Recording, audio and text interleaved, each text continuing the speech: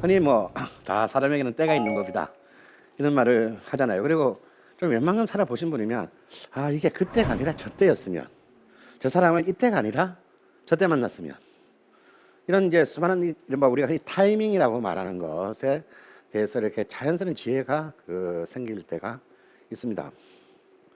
그리고요,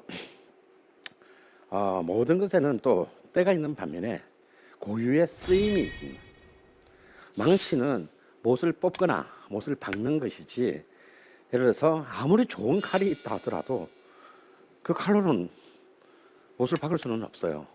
그래서 망치가 필요할 때는 망치가 있어야 되는 것이지, 그보다 훨씬 몇 배 비싼 칼이나 톱이 있다고 해서 그걸 쓸 수 있는 것은 아닙니다. 그래서 가령 내 자신을 망치라고 규정을 해봅시다.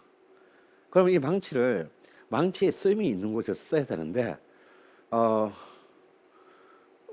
부모님이 나를 자꾸 이렇게 못을 박는 것이 아니라 다른 망치가 할 수 없는 일을 하도록 한다거나, 혹은 내가 뭔가 잠시 내 본분에 있던 쓰임과 다른 곳에 더 관심을 가진다든가, 이렇게 될 때에는 이제 이때부터는 뭔가가 나의 본질과 세상의 본질이 불화를 일으키기 시작하겠죠. 그래서 사실은 이제 사실 어떤 사람이 우리가 흔히 우리 집 사회를 아주 냉혹한 무한 경쟁의 사회라고 부르는데, 이 경쟁 사회에서는 필연적으로 소수의 승리자와 다수의 패배자들로 나누는 참 비극적인 게임입니다. 그런데 우리는 흔히 패배한 사람들을 나고자라고 부르고, 또 하물며 무능한 사람이라고, 혹은 세상에 필요 없는 사람이라고까지 스스로를 이렇게 자학하거나, 혹은 또 남에게 그렇게 그 딱지를 붙임으로써 되돌아올 수 없는 어떤 그런 상처를 입히기도 합니다. 과연 그 사람은 쓸모없는 사람일까요? 그 사람이 이거는 나고자일까요? 아닙니다.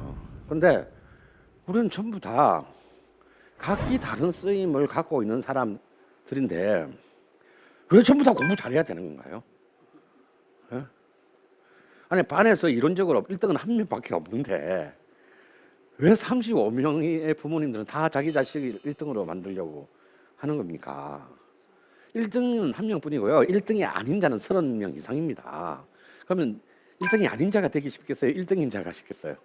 당연히 1등이 아닌 자가 훨씬 쉽겠죠, 확률적으로. 그래서 그 하나의 어떤 프레임에만 어떤 한 사람의 가능성을 맞춰놓고 이 사람의 쓰임이 어떻게 되는지 아무 상관도 없이 밀어붙이게 되면 이제 우리가 흔히 말하는 멘탈 붕괴의 상황에 돌입하게 되고, 이거는 뭐 대도시나 중소도시나 농어촌이나 흔히들 볼 수 있는 상황입니다. 타이밍 중요합니다.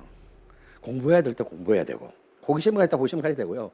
돈을 벌고 일을 할 때 일을 해야 되고, 조직 안에 들어서 규율을 지키고, 또 그 조화를 꿈꿔야 될 때는 꿈꿔야 되고요. 다음에 아주 지혜롭고 슬기롭고 현명하게 성찰을 하고 그것에 인간의 어떤 그 성찰의 기록물을 남겨야 될 때는 남길 때 남겨야 합니다. 그렇지만 그보다 더 중요한 것은요, 나는 어디에 쓰일 것인가? 나는 어디다가 쓸 것인가? 불행하게도 우리는 멀티태스킹을 하기에는 아무리 우리 평균 수명이 길어졌다 하더라도 이것저것 다 해보기에는 아직까지 인간의 평균 수명이 그리 길지 않습니다. 그렇기 때문에 어찌 보자면 어떤 사람에게는 자신의 것을 깨닫는데 한 10년 정도 걸리는 사람이 있을 수도 있고, 어떤 사람은 한 3년 만에 걸리는 사람도 있겠죠. 그런데 자기의 이상과 꿈을 펼칠 수 있는 어떤 그 준비 기간이 10년 걸린다고 해서 그 사람이 나고자가 될 수는 없는 겁니다. 그렇기 때문에 가장 중요한 것은 그런 쓰임에 대한 확신이 돼야 됩니다. 그것을 안다는 것이 바로 자기 자신을 안다는 것의 핵심적인 내용이 되는 것이죠. 그걸 이제 명리학에서는 가장 중요한 개념으로 이제 쓰임에 대해서는 용신이라는 개념이 있고요. 이제 때에 대해서는 지난 시간에 말미에서 잠깐 언급했던 대운이라는 이제 개념을 이제 도입하게 됩니다. 흔히 이제 이 용신이라고 하면 용자를 이제 잘 봐주시면요, 어떻습니까? 쓸 용자예요, 쓸 용자. 굉장히 실용적인 겁니다. 써야 되는 기운인 거죠. 드래곤 용이 아닙니다. 뭐 가만히 있는데 다 이루어지고 뭐 그런 게 아니고, 내가 그것을 그대로 그 쓰임을 쓰고 실현할 때 이루어지는 기운을 말하는 것입니다.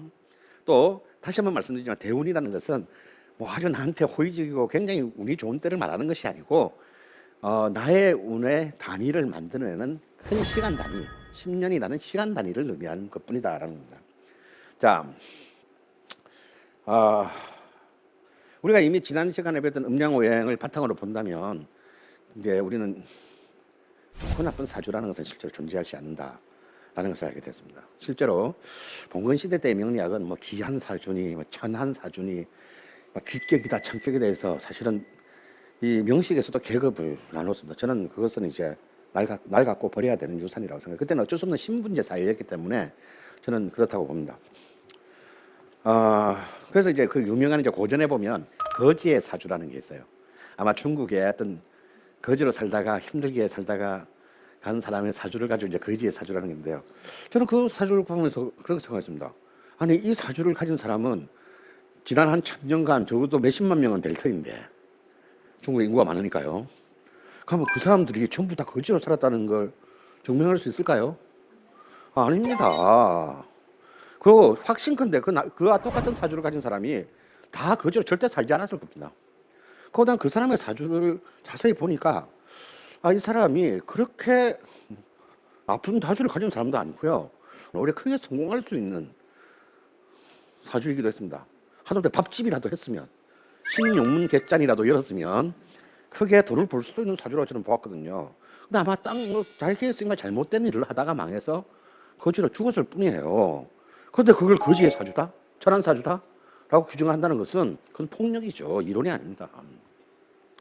그래서 흔히 이제 이른바 대가라고 한 사람들이 사주가 뭐 천기가 흘러넘치며 어쩌고 저쩌고 하는데 저는 그것이야말로 이제 우리가 빨리 버려야 되는 봉건 시대의 유습이라고 생각하고요. 중요한 것은 이것이 좋은 사주냐 나쁘냐가 아니고 이것이 어떤 사주냐, 어떤 쓰임을 필요로 하는 사주냐를 파악하는 것이 중요하다는 겁니다.